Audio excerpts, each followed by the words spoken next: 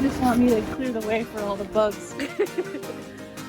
Good thing we left the bug spray in the car. Don't worry, I'll get all the spider webs too. Thanks.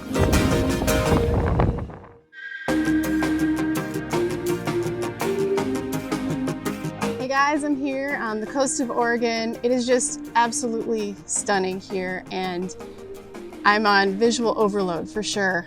Right now, it's just been the burden of overchoice. Like, what do I paint? So we have this amazing atmosphere going on out here. The waves crashing on the beach out in the distance, and I'm just gonna try to capture some of those rocks that I'm seeing in the atmosphere, and hopefully some of the trees in the foreground. So just gonna see how this goes today, and hope you'll enjoy because you're coming along for the ride. So here goes. It is hot today. Did not expect Oregon in September to be this hot, but that's all right. Got my sunscreen on, good to go.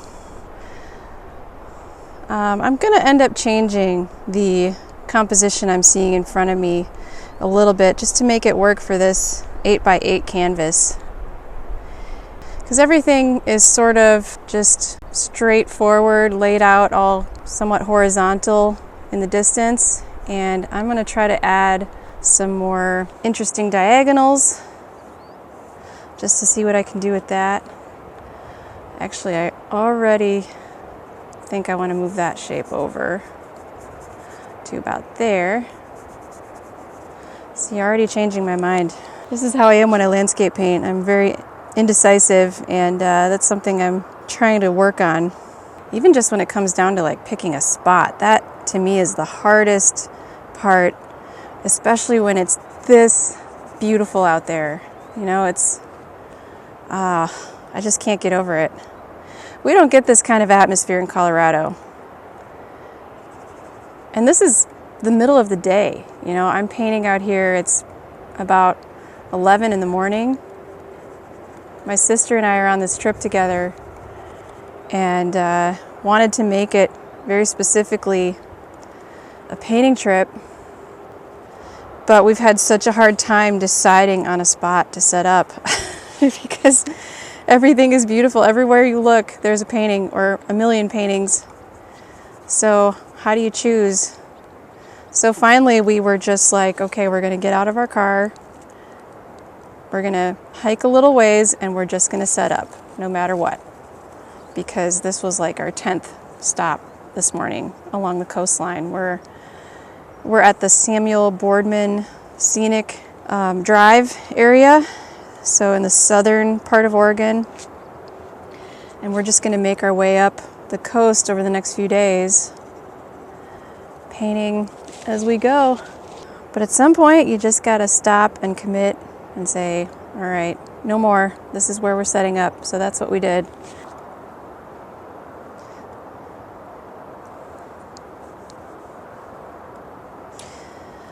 The colors on my palette are pretty much left over from last night. We were painting last night, and it's not really a standard landscape palette for me. I've got some new colors on my palette, at least new to me. This light blue is called Video Blue. It's from Vasari. And then I have one of these warm grays from a very generic Jerry's Artorama set of gray oil paints.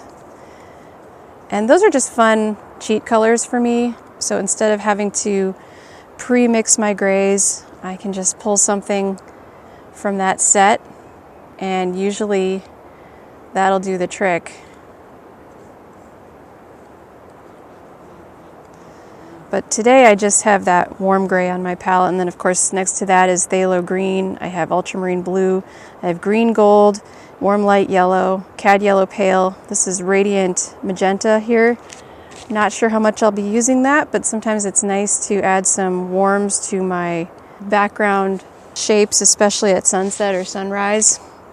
And then I've got yellow ochre pale, Chinese orange, and transparent oxide red. So that's what's on my palette today. I don't know how much of these I'm going to use, because currently what's in front of me is all just a lot of gray and blue, blue-gray. And then I've got some foreground shapes that I'm going to pull from surrounding landscape. And I'm going to have to decide pretty early on where I want to put those just to make them landmarks in this painting. So I've got these trees in the foreground that are serving as my darkest darks.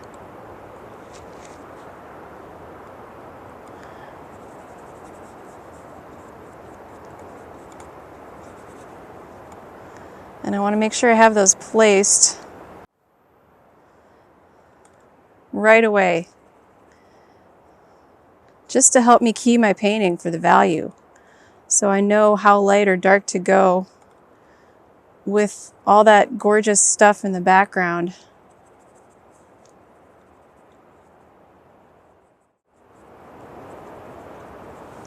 My canvas is toned with transparent oxide brown.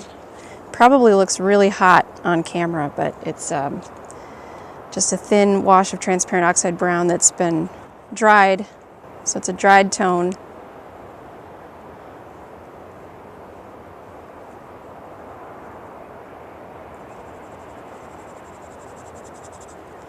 I'm not sure yet how far I want to take the beach in the foreground here, but because from my perspective, it's more of a sliver of beach that I'm seeing and not so much a big shape. However, I think we need that big shape for this painting. So I'm going to grab some white, and that is definitely my lightest light up here in the sky, and then the waves that are coming in are going to be some of that as well. So I want to carry that light shape throughout the painting here and there. I'm just going to consider white to be my big main light shape. And everything else will be slightly darker. I sort of just draw as I go. You know, it's not an exact science.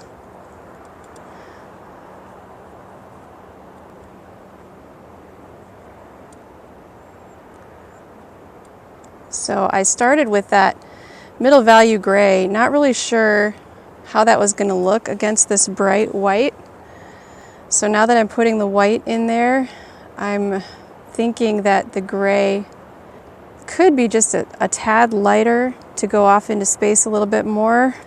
But we've got all these tiers of rocks in the background, and so that's where value control is just so crucial, because somehow I've got to make this value one thing and then the next set of rocks behind it just slightly lighter, and the set of rocks behind that even lighter than that. So it's definitely a visual challenge and a paint mixing challenge in a way. So just trying to mix my paint all on the spot and do it quickly, get my shapes right, or somewhat, you know, close to what I'm seeing in front of me. All while keeping things in those gray color families, gray-blue, and getting my drawing right. It's a lot to think about. So usually when I'm landscape painting, I'm working as fast as I can. I mean, just lightning speed. And that requires really fast decision making on the spot. But I have the luxury today of painting in somewhat midday lighting, so that means the light's not going to change as quickly as it would at my favorite times of day, which are sunrise and sunset. And almost always with that time of day, I have a window of maybe an hour and a half tops. So I don't know how much time I'm going to take on this little study today, but I have at least that, at least an hour and a half, maybe more. And I'm just trying to get a feel for these values, gauging my values and the relationships there. There's another rock behind this haystack shaped one here. And I might have to switch brushes just to draw that in. But it's such a subtle value difference that my paint is, mixing with the paint that's already there. So I have to just work into it real carefully.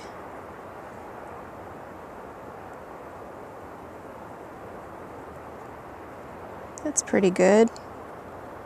Now let's see if I can get that same value for some of these other rocks back here.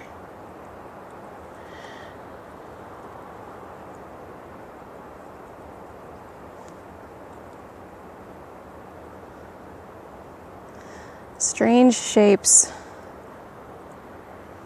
It's another thing that I'm thinking about as I'm making decisions in my painting, where some of these rocks overlap with each other. Some of the shapes they're making, I might edit those just a bit to make it work for the painting. So what I was seeing was this rock was pretty much tangent with this line of this rock. So I want that to be more of an overlap there.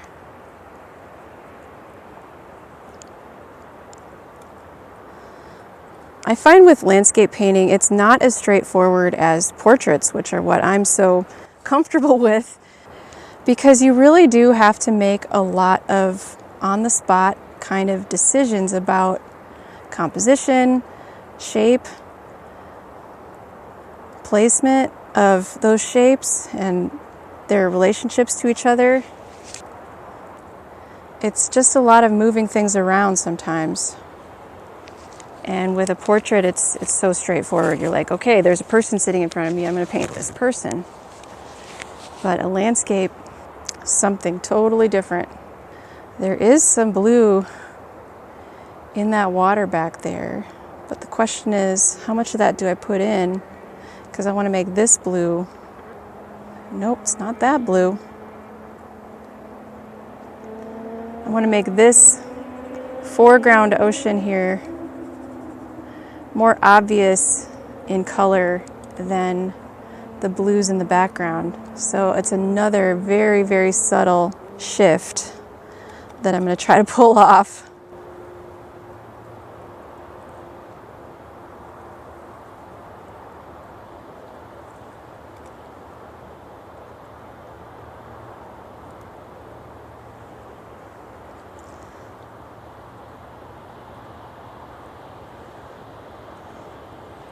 So now that I've done that, I'm thinking this rock needs to go lighter.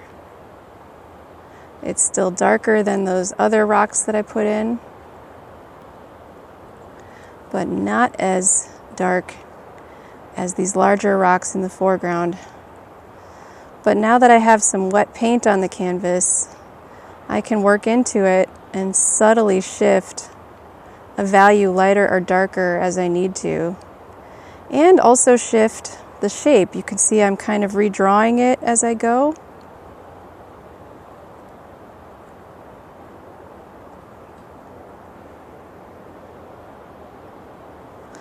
Too light. So redrawing this shape in the foreground. And I also want to be aware of where my light source is. The sun is, I'm facing it pretty much, and that means that these rocks are lit from the other side, and we are really just seeing the shadow side of the rocks, which means there's less dimension from this perspective.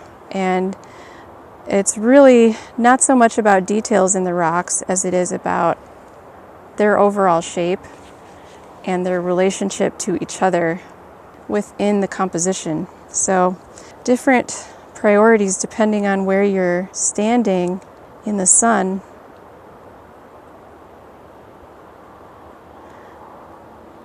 Some people really like to paint this way with looking towards the sun and everything being backlit, and it does create a much more atmospheric type of finished painting. Whereas others, like to look in the direction that the sun is shining and that's okay too, but it's a very different effect. I haven't decided what my favorite is yet. I just like to paint. If I'm perfectly honest, I just love to paint.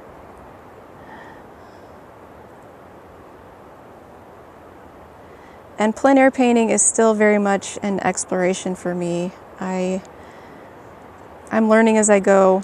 Every single time I do a new painting, I'm just learning from it.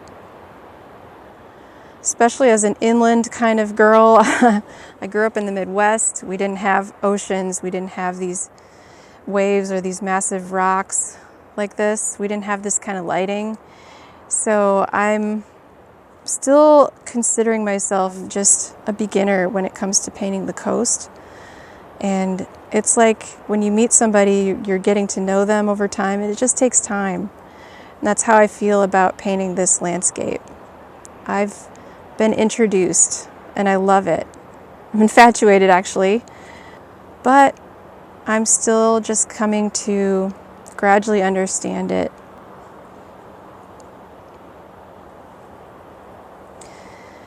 And you could say the same about painting a portrait. It takes time to get to know someone's features. It takes a little bit of just exploring on the canvas and just figuring out where things go. That's all I'm doing right now. I'm just putting light and dark shapes in, trying to figure out these relative values, and then drawing at the same time.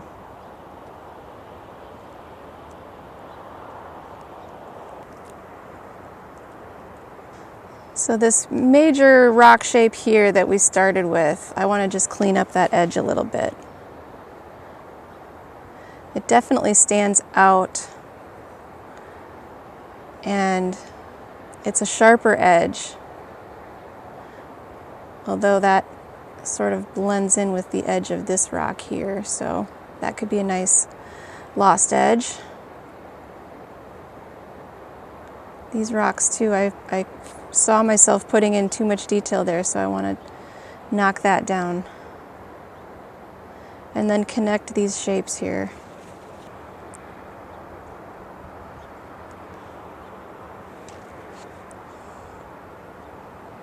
And these rocks in the distance, just because they are lighter in value doesn't mean they should have mushy edges.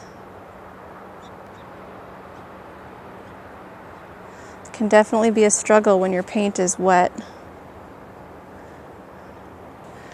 That's why I often go back and forth between like the water and the rock shape, just to get some of those edges back.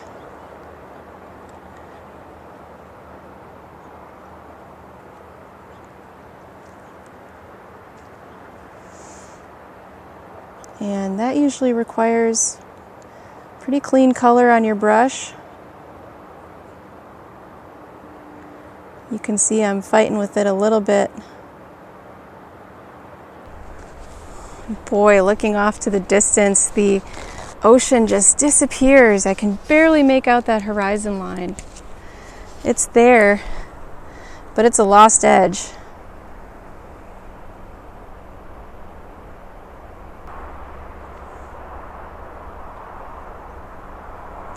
So I really want to paint it that way.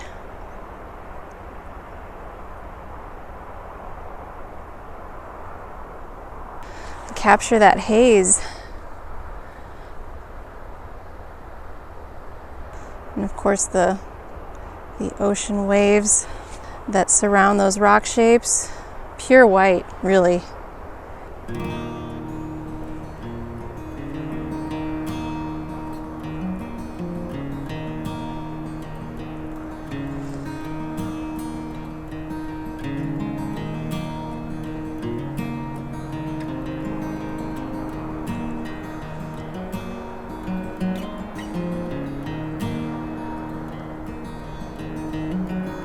Going to kind of get rid of some of that warm tone. It's just too hot for what I'm going for with this really cool gray color harmony back here. I think it'll be fine if some of that peeks through in the foreground, but not so much for this background.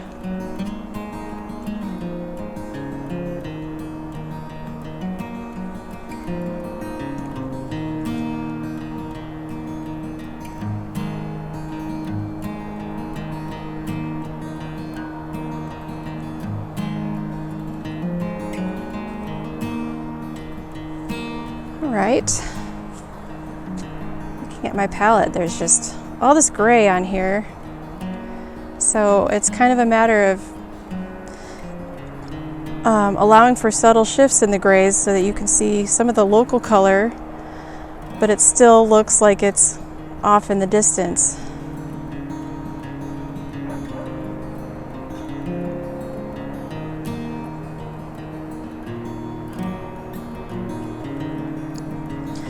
So I'm using some of this warm gray for the color of the beach. If you're down there on the sand, it's actually fairly dark colored sand, but from this perspective, it looks like a really light gray, a warm gray, just like my paint color.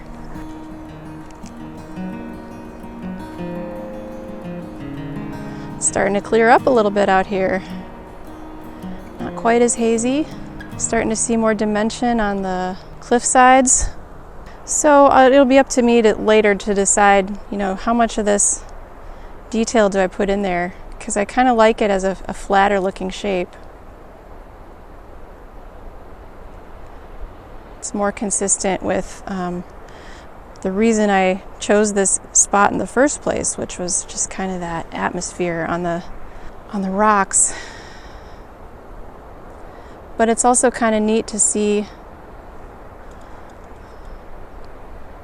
these trees coming up. Got to make sure I mix enough of these darks to get that.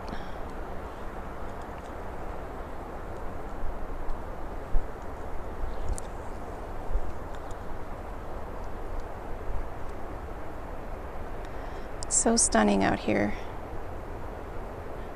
Just amazing.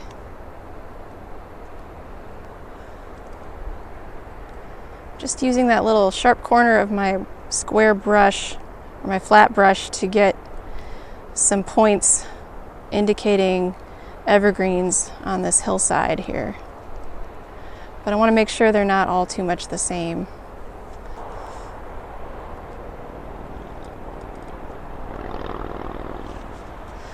Usually just a couple is enough to really capture that or convey it. So I have a confession to make. Trees are kind of my nemesis with plein air painting. I have always found them to be, I think, one of the most challenging things to paint.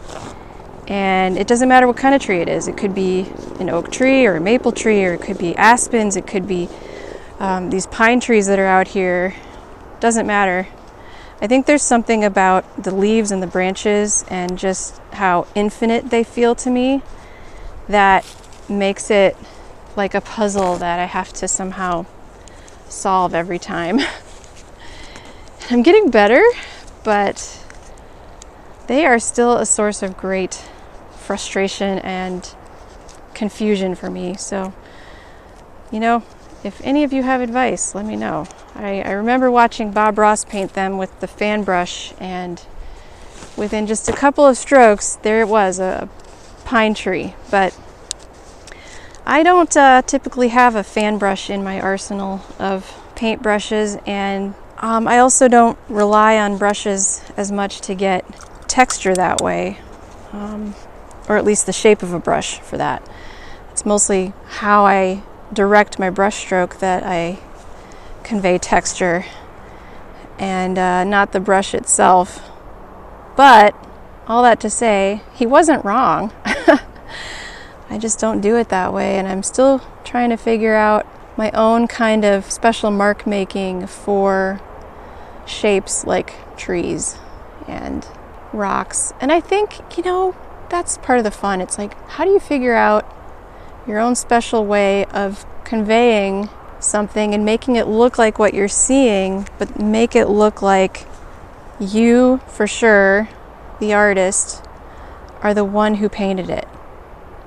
So painting it in your style, what does that look like? And I honestly think it just takes hundreds of hours and hundreds of paintings to finally get to a place where your style becomes instantly recognizable, but also to where it becomes something you're happy with as an artist, and happy with your technique or happy with your brushwork. So that's kind of where I'm at with plein air painting at this stage in my artistic journey. I'm always learning, and sometimes I find that if I just do the opposite of what I'm inclined to do, it actually turns out better. If I don't follow my natural inclination for the way I hold my hand or my brush and just do something totally out there for me, sometimes I like that so much better. So for example, I really just want to go horizontal with my brush strokes to indicate these waves coming in. But what if I did the opposite and went vertical with it? What would that look like? Will I hate it? I don't know. I don't hate it yet. Probably not going to leave them like that. I'm totally thinking out loud right now. I hope this is at least mildly entertaining. But then I can take another brush or even a palette knife and pull those shapes. Yeah, maybe. I don't know yet. Don't know how I feel about this yet.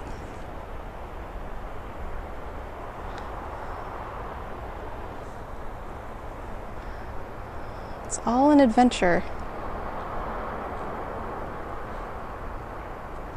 Seeing the waves and their shape from up above is a totally different experience than when you're down there on the beach and watching them come towards you.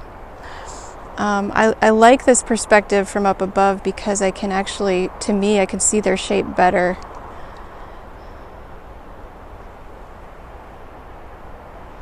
They're not quite as imposing. And you can see the wave from start to finish. You can see where it originated and watch it complete its cycle, which is pretty neat.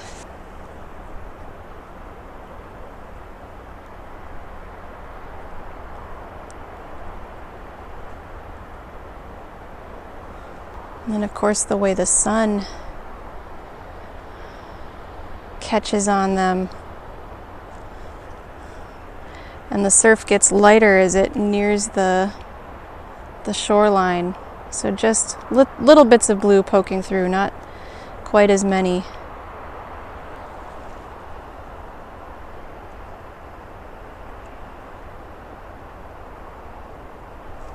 I think the palette knife is great for putting in some of that occasional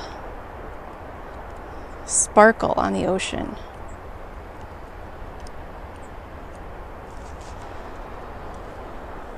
Of course, I don't want to go overboard with it, so I'm going to knock some of that down.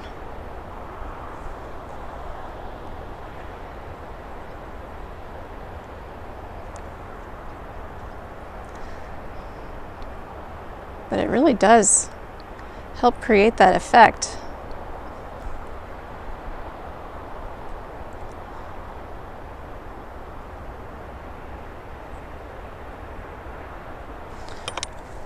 All right, and as my light is changing here, I want to just show some of these worms on the trees. Even though they're backlit, I can still see some of that warm color,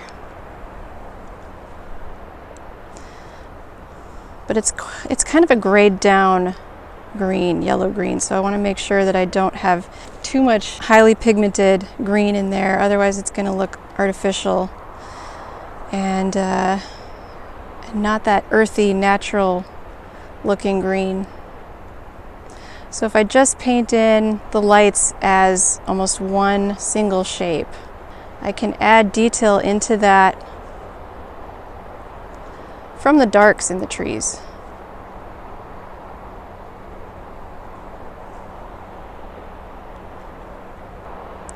Squinting as I'm looking at it to make sure that I am really seeing where the light and the shadow are and where they separate.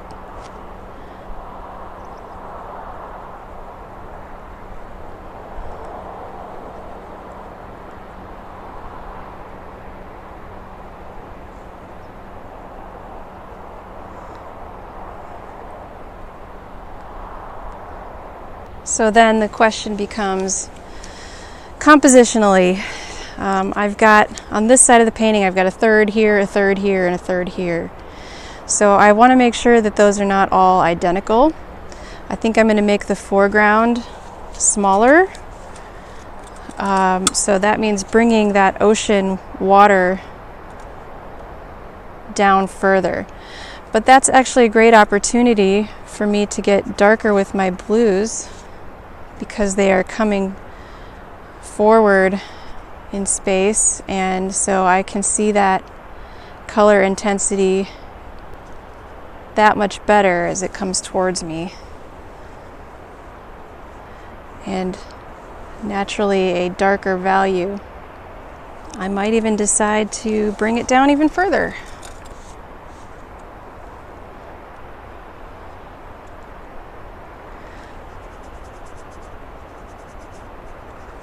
And make this more of a diagonal, just to lead the eye up and around.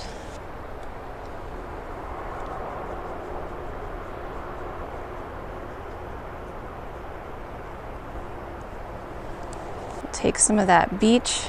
Oops, I'm mixing some phthalo in. Don't want that. Time to clean the palette maybe. I'm going to put out some more gray.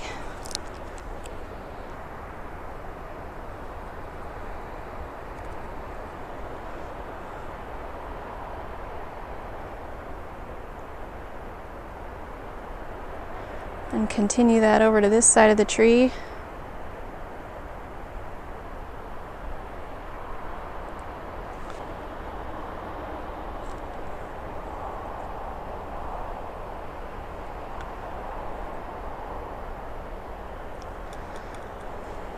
That haze is really wonderful. Just wonderful atmosphere. Maybe I like it because it hides all the details and then I don't have to paint them.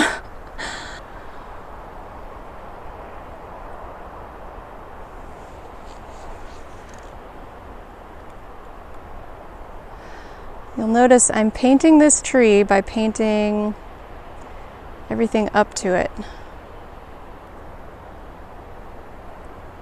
I'm going to grab a smaller brush here for some of these rocks that are on the beach. So I want to be more careful with drawing them, making sure they're not exactly like these rocks I painted over here. This one actually I'm going to have kind of go off to the edge of the canvas. And this one in the distance is kind of neat because the top of the rock is poking out above the haze.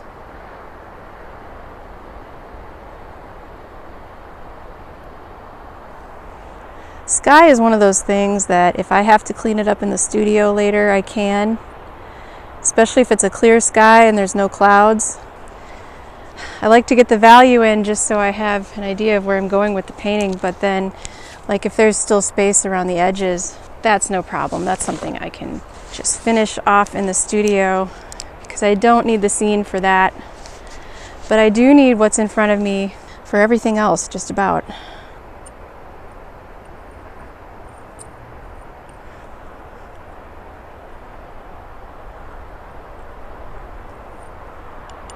Just trying to capture some more of that sparkle. There's so much of it. And it just looks so magical right now.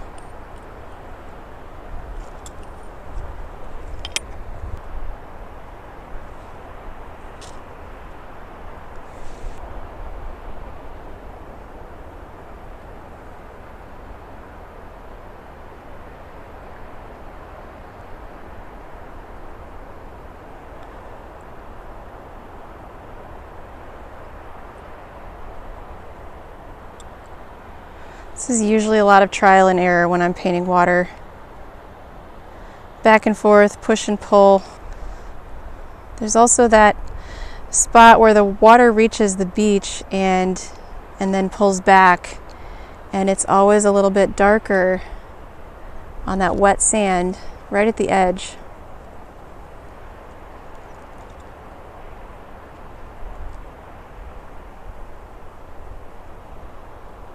It's one of my favorite things to try to capture when I'm painting at the ocean.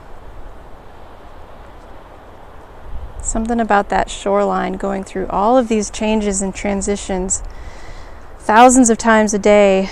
Every time a wave comes up and crashes, it changes the look of the shoreline just a little bit.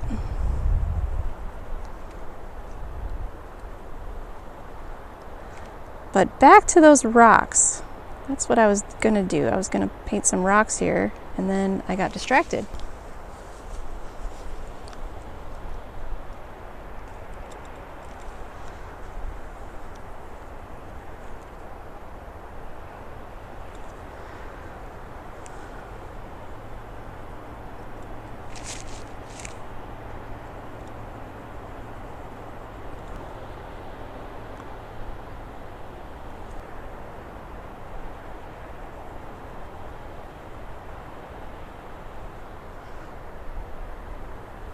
Okay, and then I want to lose some of this red showing through here.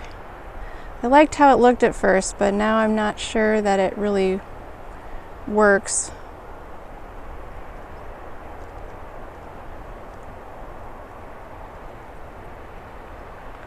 For the color harmony, so oops, can't be reckless.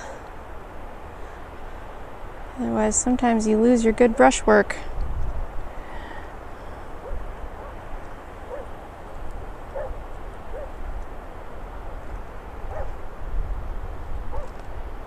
Okay. That's better.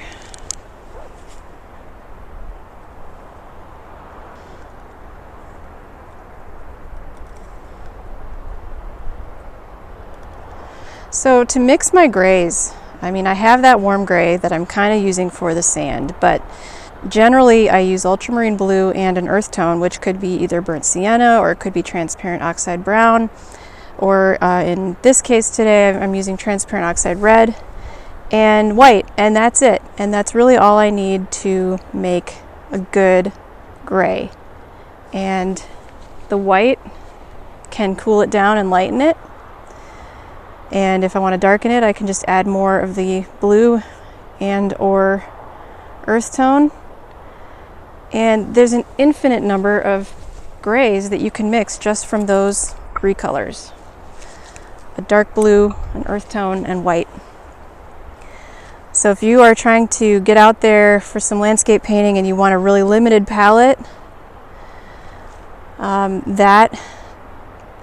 those two colors would be essential, and white, of course. And then really anything else you add, maybe an ochre or a yellow, and you're set. You're pretty much good to go, because you can get just about all the colors in nature from those. Aside from, you know, the brilliant reds that are in the flowers and that kind of thing. But a scene like this, you could do with a really limited palette. Somehow I got some white up there. I was getting a little carried away, huh? No biggie. I'm gonna break up that line. Even though that's not what I'm seeing, I'm just gonna put a darker value here just to break that up. That looks a lot better already.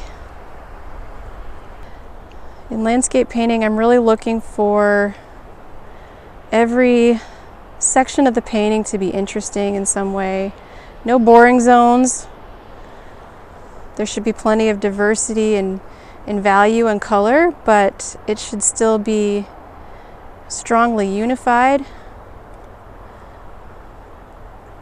These grays are really tying this painting together in a way that just makes it feel very harmonious, except for all of this so far, but that's going to go away, so I'm not worried about that.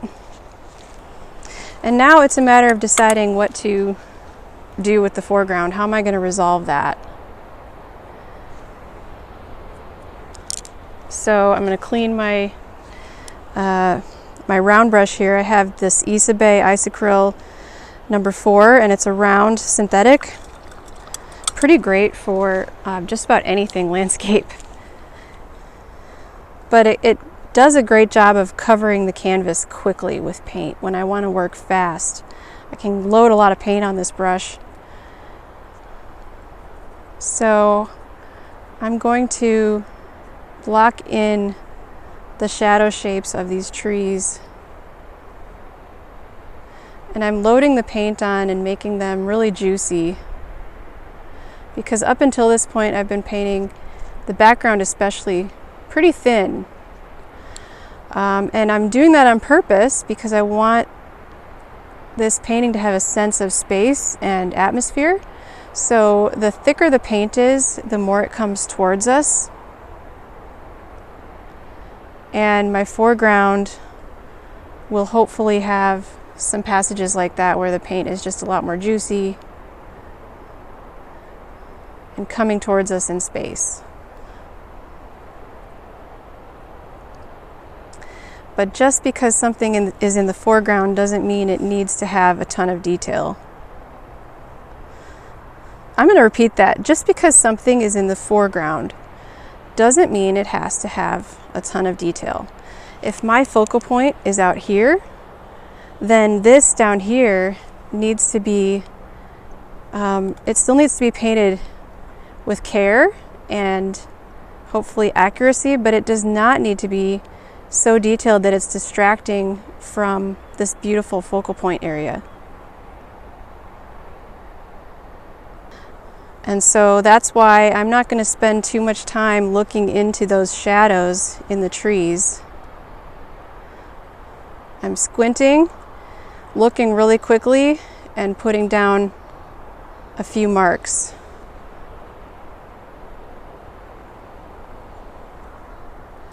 With maybe a couple branches catching the sunlight here and there, but nothing too detailed. I said this at the beginning when I was setting up. I wanted to include these trees as my darkest dark, and that's really what they are serving the purpose of. They are giving me a sense of depth in the painting, so we know how far away those rocks are, and just giving us a feeling of looking down on the scene in front of us with some context. So they're there for that. They're not there to be the stars of the show.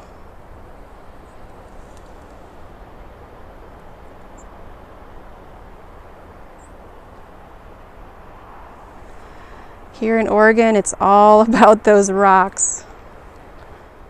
I'm going to be painting lots of rocks this week and loving every second.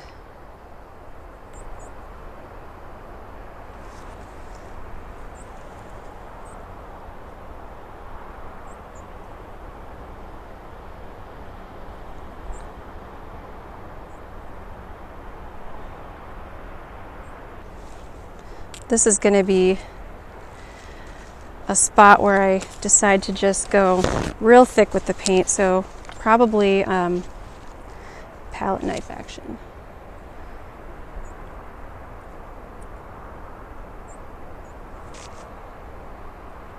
And then if I need to adjust the shape with my brush, I can always do that. Wow. This is so much fun.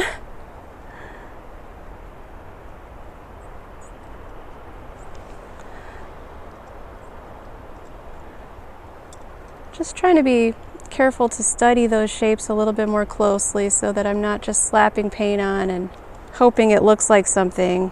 I do feel that waves especially require some careful study because they have a pattern, right? They have something, there's something predictable about them, even if they look different every time.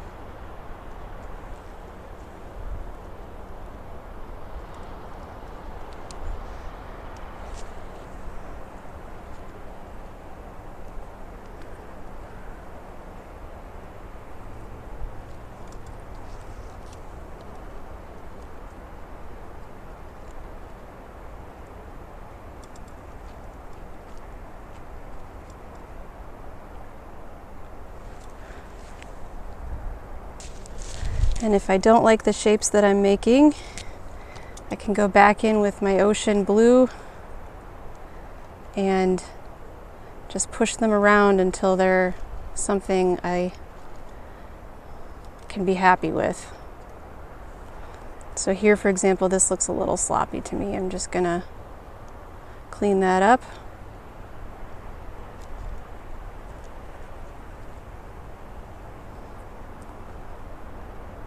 Some artists make sloppy look so good. I'm not one of them.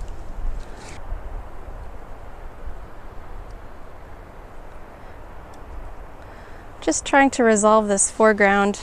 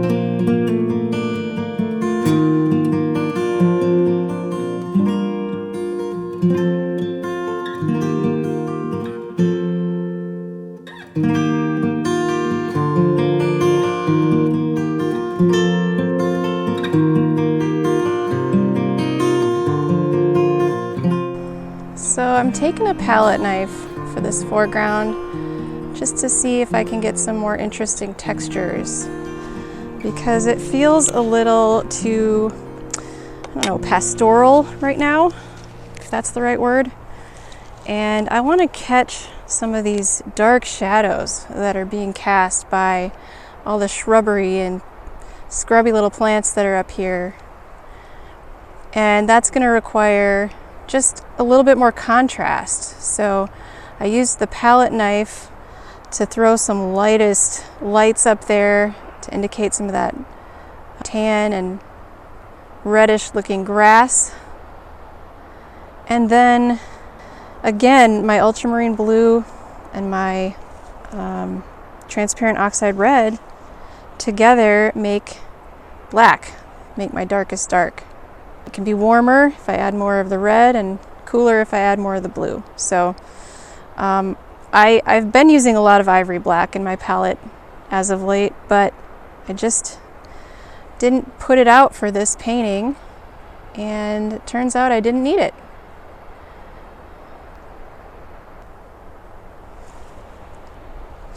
So then it just becomes a matter of playing around with the foreground, seeing what will serve the painting.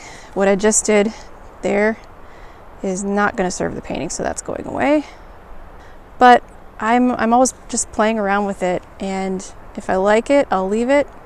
If I don't, I'll try something else. Either way, I want it to look like this hillside is coming towards us in perspective, and I think that means I'm going to need to add some more chroma. Because right now it's still quite gray, and if I pump up the chroma a little bit, it's going to come forward even more. So I took some Chinese orange and some of that radiant magenta and mixed it in with my white. And then I'll take some more transparent oxide red, throw that in the mix, and that's a better color. But then it's like, okay, how do I make that brushwork more interesting? Palette knife, brush, what's it gonna be? Finger? I don't know. Just keep playing around with it until it doesn't bother me.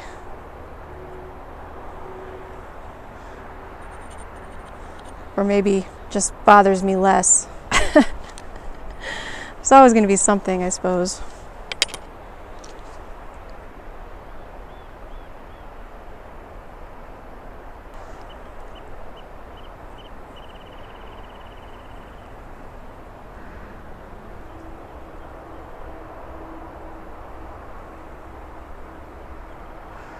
I'm going to try to unify these light shapes again, because right now this is feeling very separate from everything else, and so is this.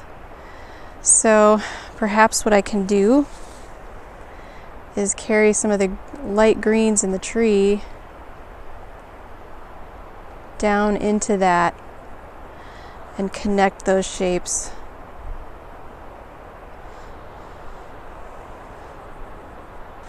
And then the beach, which you can see right here,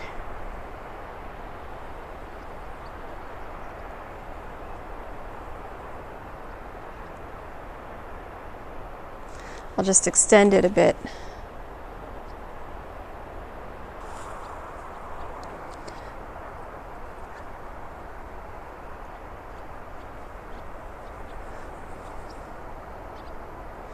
This stage of the painting, you know, when the last few minutes where you're just excited about what you've accomplished, feeling great for being outside and just hearing the sounds of nature, and from, you know, it's like I did it. I set up and I wasn't sure if it was going to turn out. There's always that little bit of fear leading up to it, but this stage is exciting because it's like wrapping it all together.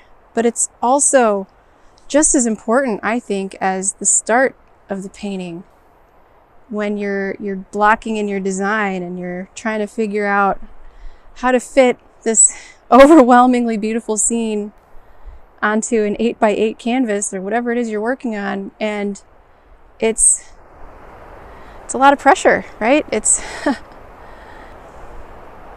it's a big deal, but there's so much joy in the process too. And that's what I live for when I'm out here. I live for these moments, and I'm so thankful I get to do this. Even if it's just a couple of times a year, I will take it.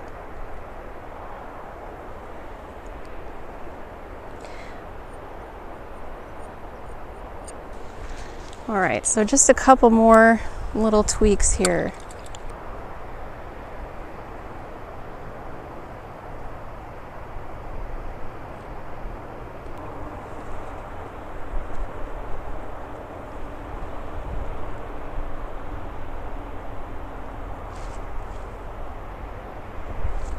I want to keep those whites cleaner, so I'm pulling out some of the dirty browns that ended up in there from painting that foreground.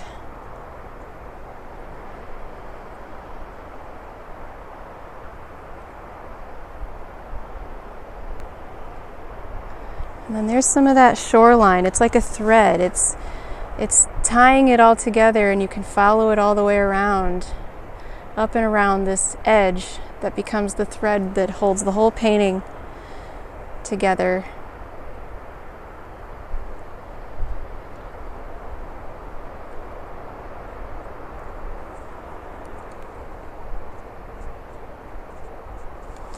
Whoops, getting carried away again.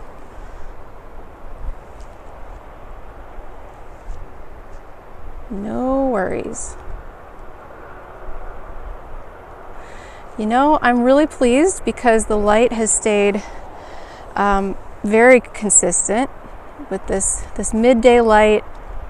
It may not always be the that perfect golden hour we're looking for, or that pink light that you see at the beginning or the end of the day, but at the same time, if you're trying to work on just getting outside and being consistent as a painter and focusing on technique, or even just the idea of being outside and lugging all your paints around and setting up, and it's kind of a pain, but if that's what you're trying to do, then midday might be a great time to go out, because you can at least know that the light, you won't be chasing it the whole time. It's going to be fairly consistent. So I think it's kind of one of those things where you want to pick your battles and decide ahead of time, what's my priority right now? Do I want to have more time to paint so that I can really enjoy my experience? Or do I want to chase that light and get the exact kind of setting that I was envisioning? But great news, we have cameras, we have modern technology, cell phones, all that. So if you have to get that golden hour light, you can do a really quick little study, get out there and take a picture and finish it in the studio. In this case, I'm really pleased to say that I was able to finish this painting on the spot, and I hope you enjoyed watching it. I hope you're able to get some good takeaways from this. Thank you for watching. I'm gonna go have lunch now.